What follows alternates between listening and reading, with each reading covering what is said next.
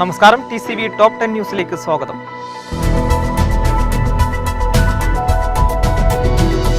തിരൂർ പയ്യനങ്ങാടിയിൽ വീട്ടുവളപ്പിലെ കിണറ്റിൽ വീണ പന്നിയെ രക്ഷപ്പെടുത്തി. പയ്യനങ്ങാടി മൈലാഞ്ചിക്കാട് റോഡിലെ മണ്ടംകത്തിങ്ങൽ മുഹമ്മദ് അലിയുടെ വീട്ടുവളപ്പിലെ ഉപയോഗശൂന്യമായ കിണറ്റിലാണ് പന്നി വീണത്.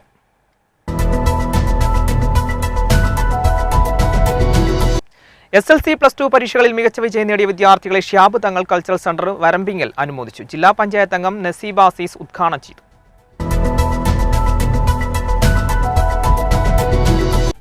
കോവിഡിന്റെ മറവിൽ ജനത്തെ പിഴിഞ്ഞ് ഖജനാവ് നിറയ്ക്കാൻ നിർദ്ദേശം നൽകുന്ന സർക്കാർ നയത്തിൽ പ്രതിഷേധിച്ച് തദ്ദേശ സ്ഥാപന ജനപ്രതിനിധികൾ ധർണ നടത്തി. തിരൂർ നിയോജക മണ്ഡലം മുസ്ലിം ലീഗ് കമ്മിറ്റിയുടെ നേതൃത്വത്തിൽ സിവിൽ സ്റ്റേഷന് മുന്നിൽ നടന്ന ധർണ കുറുക്കോളി മോദീൻ MLA ഉദ്ഘാടനം ചെയ്തു.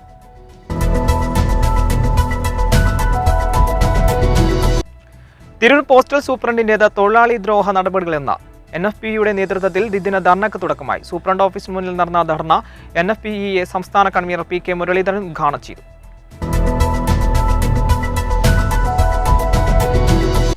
താനാള് സ്വദേശി പുളിക്കയത്ത് കുഞ്ഞിപ്പാത്തുമ്മയുടെ മരണവുമായി ബന്ധപ്പെട്ട ഒരു വിഭാഗം ബന്ധുക്കൾ ഉയർത്തിയ കൊലപാതക ആരോപണത്തിലെ സത്യാവസ്ഥ പുറത്തു കൊണ്ടുവരണമെന്ന CPM താനാളൂർ ലോക്കൽ കമ്മിറ്റി താനൂരിൽ വാർത്താ സമ്മേളനത്തിൽ ആവശ്യപ്പെട്ടു.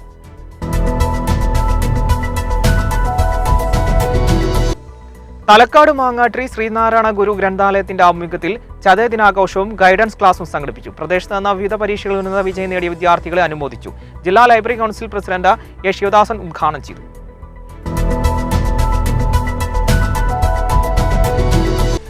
BP അങ്ങാടി SNDP യോഗം ശാഖയുടെ ആഭിമുഖ്യത്തിൽ ശ്രീനാരായണ ഗുരുദേവന്റെ 167ാമത് ഗുരു ജയന്തി ആഘോഷിച്ചു.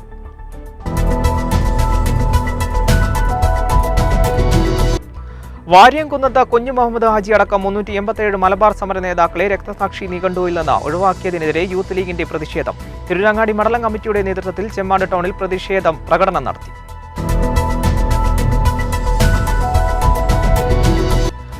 +1 പ്രവേശനത്തിന് ഇന്നു മുതൽ അപേക്ഷ സമർപ്പിക്കാം. സെപ്റ്റംബർ 3-നാണ് അപേക്ഷ സമർപ്പിക്കാനുള്ള അവസാന തീയതി. ട്രയൽ അലോട്ട്മെന്റ് സെപ്റ്റംബർ 7-നും ആദ്യ അലോട്ട്മെന്റ് 13-നും നടക്കും.